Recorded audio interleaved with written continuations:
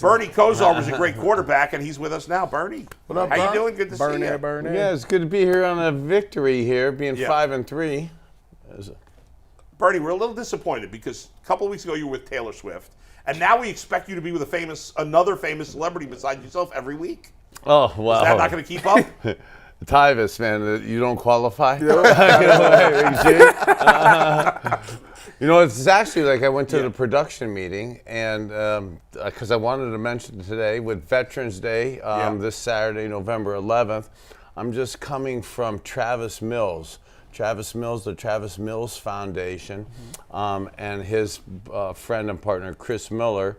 But Travis Mills is one of 5 guys that is living who stepped on an IED as a combat vet over in Iraq and stuff, and is here to live and talk about it. So a lot of the stuff I do health and wellness wise with my You Matter, a lot of times when you guys have heard me kind of complain and talk about some of the surgeries and some of the things and TBI that's maybe going on up there, man, hanging with Travis Mills and what he's gone through in his positive spirit and his happiness, and for a guy that's had all 4 of his extremities blown off by stepping on an IED, and to still be here and be so awesomely positive. So I spent the morning with him. I'll see him again all tomorrow and stuff. So to me, he's as big as Taylor Swift. Was awesome how she handled it, but what Travis does on a daily basis, and God, he was there early before me today, and I know what he has to go through to get through his start his day. And the other guy was sitting there with Chris Miller from outside of Ravenna and stuff, and he has the foundation Dogs for Our Brave. And Chris talks cavalierly like, well, when I was serving, I was stabbed once, I was shot twice, I fell off a 50-foot cliff. I was paralyzed from the neck down for a couple of years. And now I'm capable of walking and stuff. I mean, I'm coming here trying to pretend I'm cool. I had tears in my eyes all morning seeing how awesome these guys are and what they're doing. And way too many of our greedy politicians out there do a terrible job of taking care of our veterans. They are not treated well enough. The Veterans Affairs, all that, it's a whole big mess. They have to go through so much rigmarole to get help, to get benefits. These people are laying their lives on the line to protect us, to protect this country, and we don't take care of them well enough. It's despicable. Wow, Bolt, like what you're saying right there, and what we have to talk about on the side, with Chris and with Travis, and they could get 1,000 milligrams of OxyContin and a massive pain pump put in their stomach that will accelerate the deaths and the issues inside. We have 22 veterans every day that are committing suicide right now. We can get medication out our backside. You're so spot on, and this is not a shameless way to transition into what I'm doing, but some of the stuff that holistically that I'm doing that isn't covered by stuff like that for our veterans, these guys need this help. So it's imperative to stay aware on these type issues. Well, let's transition to the Ravens. What do you see? What's a weakness on that defense that you think Kevin Stefanski can exploit and help them win on Sunday? So one of the weaknesses, unfortunately, on the Ravens defense is that they are really playing good. Okay, it's a good defense right now, from the top, middle, and bottom. I mean, the pass rush is there. We don't want to be here in Cleveland. Jadeveon Clowney is making an influence over there with them. They're putting good pressure on it, and they're covering on the back end of it. As much as I was nervous for Deshaun playing last week, I'm still nervous that we're not out of the woods with the shoulder. We still have to get through. We're basically halfway through the season, so we want him really to be 95% throwing velocity in hopefully a playoff game in January or a playoff stretch run and stuff with that. We got really blessed last week playing Arizona and in a beautiful weathered game, no wind, which is an anomaly. We're supposed to get that again in Baltimore on this Sunday. I think with the great defense they have, with some of the uncertainties that we're having in the running game with and with the O-line being out, and now Deshaun getting a little bit of confidence under his belt by playing against Arizona, and the weather being nice, we're going to need the passing game and that play action game, because unfortunately I don't see flaws in the Ravens defense. Yeah. And do you? No, they pretty solid all the way around. Yeah. I mean, Marlon Humphrey still is really good. Geno Stone, if you put it up there and you put it near him, he can come take it. So, and they really. Yeah, and Did I hey, say so that? let me Was ask that you this bad? from the DB perspective. So, and this was what caused me into retirement, and I'd like to say this in levity, but the deteriorating arm and the inability to scare you on a Thursday today that I'm practicing bombs and I could throw it over your head. Yeah. As opposed to today on Thursday, I'm playing Bernie and his arms are a little raggedy and his skills are diminishing and he really isn't a massive threat to throw it over your head. Marlon Humphreys loves to squat anyways. Yes. Even on strong arm cues. Do you see them inherently wanting to squat a little more on Deshaun with the rotator? I don't think so, because of the bomb that he threw at the end of the game to Cooper and the way that the velocity, the zip on it. I think they're like, nah, he's good to go. And if it is, it's something that you would test early on in the game. But the way Deshaun looked last week when he threw the deep ball to Marquise Goodwin, it lets you know that it's still there. So I wouldn't do that necessarily. So as a DB, you thought those two throws showed? Oh yeah, those two velocity throws. I and was like, depth? yeah, he good. He good. I'm not going. I wouldn't squat or play underneath the routes, because I think though he got a lot of zip and he can still push that ball out there. Bernie, let me ask you this question. I was watching. I was in the time machine. I was about 87, 88, and I keep watching these games. And one of the things that y'all used to run, they don't run it no more like they used to. They used to run the delayed draw and used to run that to Ernest Biner. Yeah. And that thing would get you 12. I'm like, man, this is why it would open up. I'm like, wow, look, this is crazy. I'm looking at it like from a standpoint of, look, you got Deshaun Watson. We're really good in the screen game.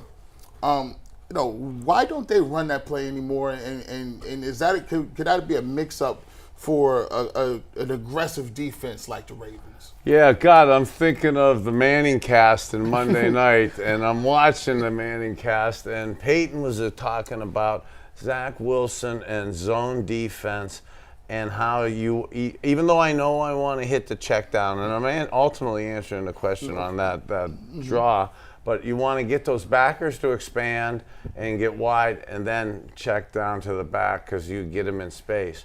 Almost the same principle on a delayed draw, like that I used to love that with Ernest. One of the things, though, we were more of a drop back team, so teams were a little bit threatened of our drop back game and stuff, because they weren't threatened of me and my inability to run and stuff. This year's Browns, one of the things I think we're struggling with is our third down conversions, and a lot of that I think is our drop back game isn't really what it is, so they're not really threatened by it. So when Deshaun's play action and bootlegging and nakeds, that's gold because he's got the legs and we're running the ball good. But when he's just dropping back for that to get the backers to expand, they're not really worried about us in a drop back game yet because we haven't really hurt anybody yet from that perspective of it. So that's where I actually think Coach Stefanski's okay in not going to that. By the way, Bernie, I wanted to look it up because when you played, I mean, there weren't a lot of mobile quarterbacks when there weren't a lot of guys running around like there are now. Do you know offhand the most rushing yards you have in the season? Well, I do know that I love in the NFL that you don't get negative yards for sacks. So in college, I had some astronomically negative number. So in the pros, I just know that I go with, I'm a 100-yard career rusher. I know that. You have career 265 yards. Okay, see, career though, I played 12 years. Okay, your best season. You don't want to do the math on less. Bernie's than best season years. running the ball. You want to guess what year it was? 89. I do remember I ran one for a touchdown with a broken ankle. You got five rushing touchdowns in your career. 91, you had 26 carries for 74 yards. Yeah, I was winded at the end of that year. You need a new rehab program. That's what started this. Isn't it amazing how it's changed? How even like not everybody's Lamar Jackson or Justin Fields, but like even a guy like Joe Burrow, like who's not really a running quarterback, he'll run. So many guys run now. It's crazy. Yeah, the athleticism of the position is really pretty special. I mean, I say it as a joke. I really did run a 5.5 40, and that today. I mean, we look at Joe Burrow and how smooth he's running right now. Look at Daniel Brown with the Giants. Okay, I know he's got the ACL, but pre that, I mean, he's a 4.9, 4.8 running guy. I mean, but we say those guys are unathletic. Yeah, I mean, those guys are decathletes to me. Okay. When you look at, you were talking to Tyvis about how, Watson's deep throws. What did you think of his? Because to me, the first half was very shaky, and then he was better. And so it kind of made sense looking back that he did play against Arizona. Maybe he got some of the rust off there in that first half. Because if he had that against Baltimore, it's going to be a problem. Yeah, well, so revisionist history, absolutely love that he got the game in and that he was able to not get hit. And Coach Stefanski's play calling absolutely helped that happen. And then Coach Callahan, once again, with the line issues, still to have a really masterful line display with that. His timing was out.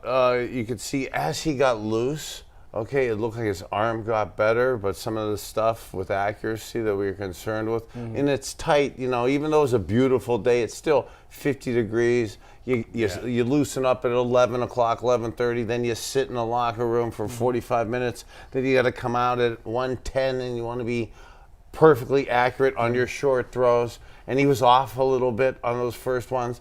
You're right, as the hit that 50-yarder, he started loosening up a little, and that does loosen your arm up a little when you're able to throw a few of those, because you really can't do those on the sidelines. So I'm glad he got that. I'm glad it's on film. I'm glad you said what you said, and I really should just check myself there. Not that Baltimore, but Ozzie does check these type things for mouthy type stuff.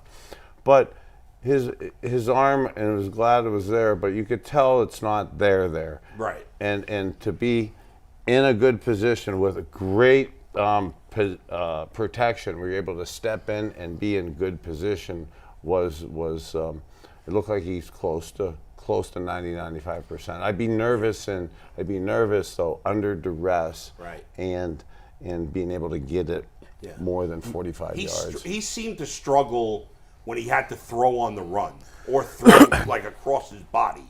When he was set in the pocket and had time and could get his feet under him, I think he threw that's well. That's what I'm trying to. I'm mumbling through it because I know what the answer is. I don't want to give it up. Yeah. But exactly, if you got your feet under you and they're not putting pressure on you, right? I mean, he could let it go. The cross the body and the involuntary twitches and the kind of giving out and stuff, the weakness and the ability to have sauce on the ball, it's absolutely compromised. For sure on the run. Bernie, what can you do in a game? One of the things I respect. And I'm sorry, and that's what leads to, I think he runs the ball more. And again, you don't like to have that on the camera just yet, because that's against that rush, and knowing, like against the Colts when you ran and you tried to make that throw that in your head you think you can make, comes up short, so you end up with a pick or a bad play.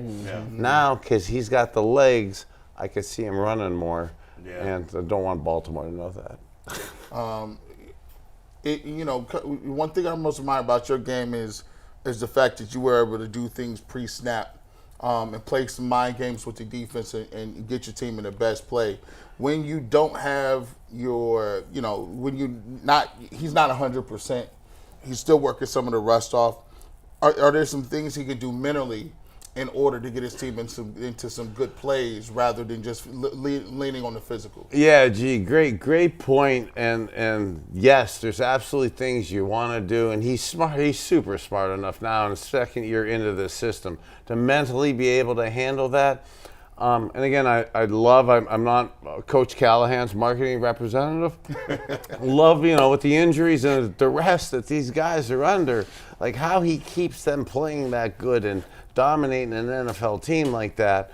But there's things that, you could do, and then there's things you could do at the line of scrimmage that on a noisy stadium like Baltimore with younger tackles could be an issue. So depending on crowd noise, boy, I'd love to be selfish here and have this game at home. Yeah. But the pre-snap and things you could do with helping check right now. Check chip with tight ends and kind of the fullback, or you guys were talking a couple segments ago on the Nick Harris and stuff. You see, I think we saw 18 snaps with Nick Harris last week. At basically the glorified fullback position. Not even the H position. So you're able to kind of help out from those situations too. Bernie, Joe Bitonio, I can't remember what year it was, but a few years ago, he slid over and played left tackle for a couple of games.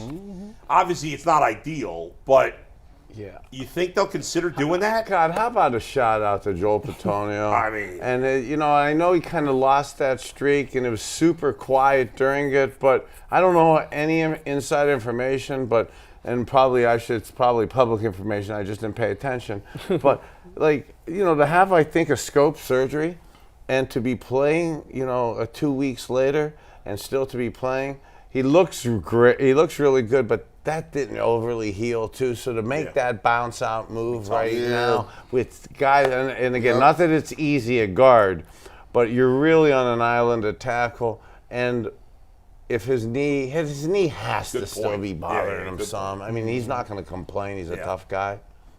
What about man, if DeJuan Jones can't play. And you're down oh my God. 2 starting tackles. He hasn't practiced. I mean, hopefully he'll practice today. Yeah. But, I mean, Bill Callahan, you're right. I mean, Bill Callahan's as good as it gets, but at some point you come to a point where you just don't have the body.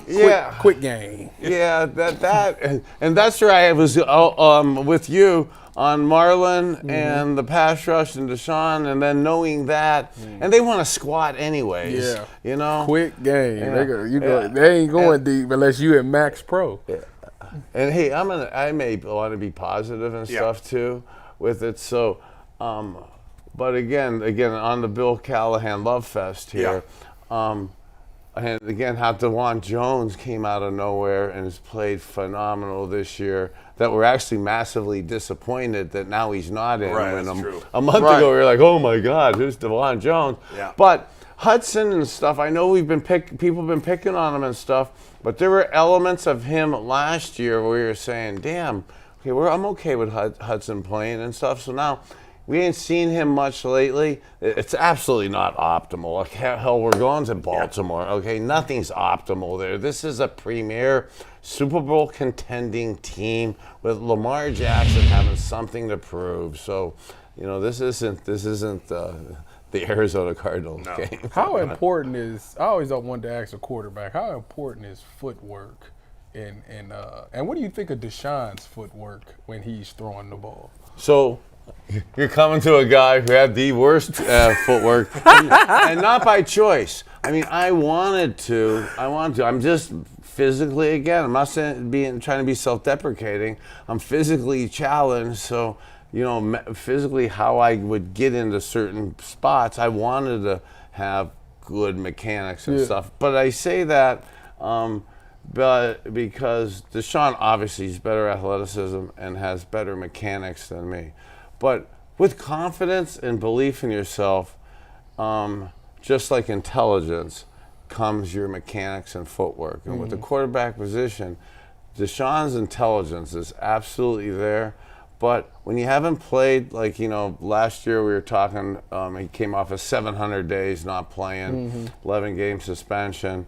Now we're talking about the arm being hurt and not playing of it. So it's like, how do you have your sense of timing and sense of belief, and the mechanics? When you don't really sometimes believe or you're overthinking, your mechanics don't come along with it. And that's actually, I think, some part of maybe Deshaun's getting his confidence after those couple hits.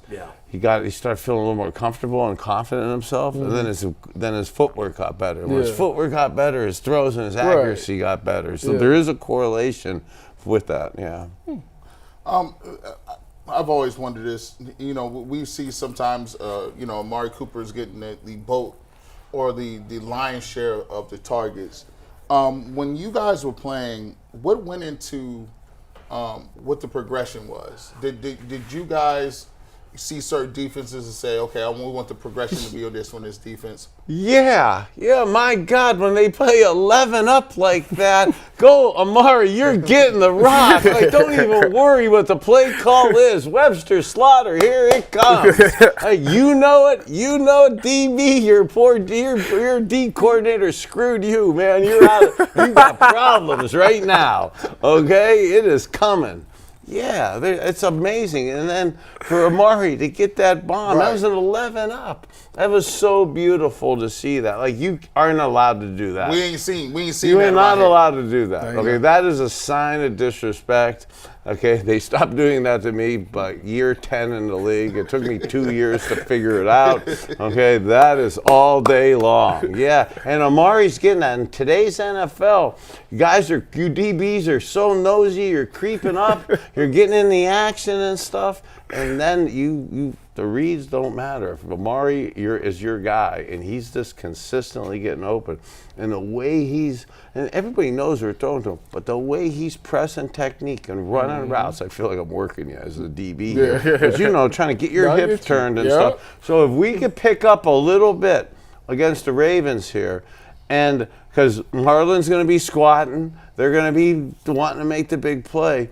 Him getting those kind of double moves, the way he has patience with it, for sure. You can see how elevated I get here. Yeah, he was like, listen, I'm throwing a touchdown right now myself. Right now. In my head. It definitely comes down to the offensive line because, like he's saying, you showed the Baltimore Ravens defensive stat, they're first in sacks. So that means they thinking, both tackles might be down. We about to eat. So as a DB, you thinking if they down like that, our D line leads the league in sacks. I'm about to jump some stuff. So if the offensive line can hold up, double moves definitely will be there this game.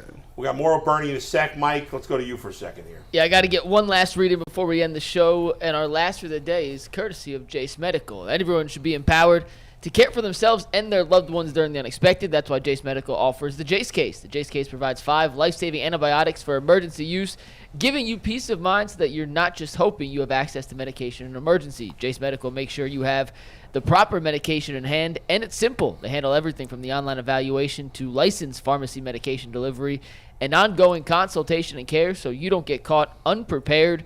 You get $20 off these life-saving antibiotics today from Jace Medical by using promo code LOCKDOWN at checkout at jacemedical.com. That's promo code LOCKDOWN at checkout at jasemedical.com. Bernie, completely off topic here. Do you watch any other sports besides football on any kind of regular basis? Probably. What's your favorite? So I'm a big fan of competition and stuff. So.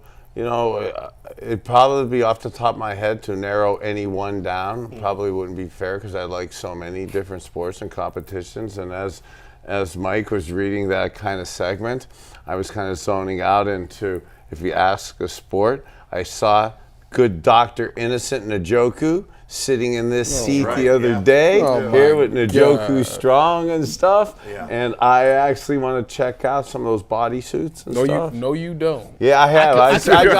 I turned them on to that.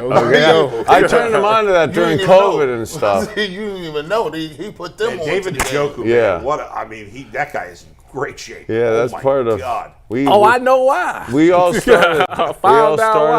that stuff pre-COVID, right at COVID, with those bodysuits. That's part of my recovery and stuff too. Yeah. Bernie, Myles Garrett, he's always been great, but I always felt like there was, that there's a difference even between Hall of Famers and then the top Hall of Famers, and I always felt like as great as Myles Garrett's been, that there was still that one little level that most players can't ever get to that he could and he hadn't, and I feel like he's gotten that this year. Is that crazy?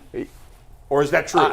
I feel like I'm too amenable today. Absolutely, yeah. No, I mean, it's what he's doing, we talked about after the Colts game. Yeah. And like, that wasn't special enough. That's almost cartoon character-ish type Ridiculous. things. Disney type stuff where you say, oh, that's not realistic, that's made up and stuff.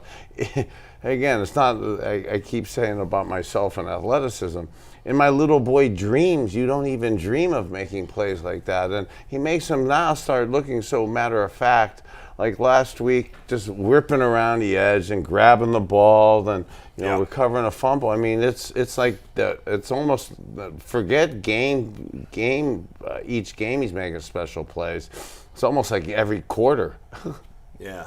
As a quarterback going against a guy like that. Oh God, yeah. I think of Lawrence Taylor. I mean, How was that? yeah. So you spent your whole week understanding he's special. So like that's where like we talk about chipping, check throughs, really jamming. I'm like thinking Nick Harris would have a personal date with him from the fullback position. He would again, it sounds bad on here with the family show, but like he would level his ribs all day. I mean, that you have to do that. I mean, that the way he turns the edge like that, It's just- you never can let him have one-on-one like that. So like it's amazing to me that teams, here we are, week 8 and 9, they're still allowing him this one-on-one coverage, but I just guarantee you on a Thursday right now that there would be nobody in the Cleveland Browns organization that would not know they are multiply chipping the heck out of Lawrence Taylor, Myles Garrett type guys. At least Miles, like off the field, seems mild-mannered, nice guy. Like Lawrence Taylor, he's scary. He's still scary now. Yeah, thank God LT went off the field too to slow him down a little bit on the field. Miles is like impeccable off the field. Here, the crazy thing is, think about what was not outlawed back there. So, Oh my God. So Lines. head slap they was allowing. They allowed guys to hit quarterbacks below the waist. Oh my God. Horse collar was still legal. That's how he messed up. You can lean, you can take a quarterback down and put all your weight on him. Everything was legal. You could do anything. Yeah, really. so I was with Harry Carson last week. So think of that. Yeah. Lawrence Taylor, Harry Carson, Carl Banks. And Leonard Marshall. Okay, no wonder I got so much TBI. I could count the lights of the Meadowlands from being on my backside there. And then even to that, because to how cheap you were allowed to be back then. And unfortunately, I say those Giants guys, they actually weren't cheap and stuff, but there were teams back then, the old Buddy Ryan, 46 defense, the Philadelphia Eagles. I mean, I had... Even the Redskins were good defense. I could remember being on the bottom of a pile, 1989, okay, playing the first NFL game in London in Wembley Stadium, Browns, Philadelphia Eagles, on the bottom of a pile, Reggie White, Jerome Brown, Andre Waters. Okay, I mean they were pretty dirty back then, and there was a massive fight. And some of the language is inappropriate for right here. So, but we're talking about how they killed me. They killed me. Were they like punching you in the punching pile? me. We're gonna kill you. We're gonna kill you. I go, I'm still alive. I say this. I want to say this as a joke, but each one of them's dead now. And Andre and how for people that follow the head stuff, Andre had some issues when he was playing in terms of cheap and some hits and stuff, but a lot of it cognitively was, and some of the stuff that happened to him at the end, and to literally be on the field at the bottom of a pile joking about that, and the guys not be with us is kind of eerie. You know what's so crazy is the fact that you guys played on that old AstroTurf. It's concrete.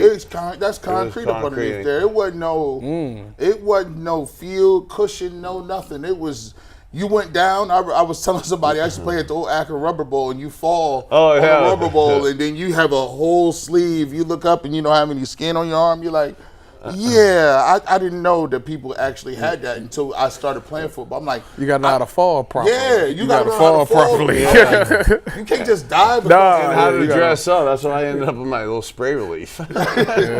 Wear them little pads or the little tape on your bottom of your arm. But I actually used to get staph infection. I mean, that's part of, like, again, I'm coming from Travis Mills and Chris Miller. I am not complaining for the plight that these guys go through. But part of why my arm is just this straight, 6 inches off. Got that scrape on the AstroTurf at the Astrodome, and they used to have literally bull fights on Saturday night. I think I told the story on air, and there was bull on the field, so ended up with those scrapes, getting staph infection in my elbow. They'd spray you down with that. They hit that spray and it'll burn. Sting, Guys, we're yeah. almost out of time. Bernie, you feeling good about a win? It's going to be tough. What do you think? This is a tough one for us. Yeah. Yeah, this is a tough one for us.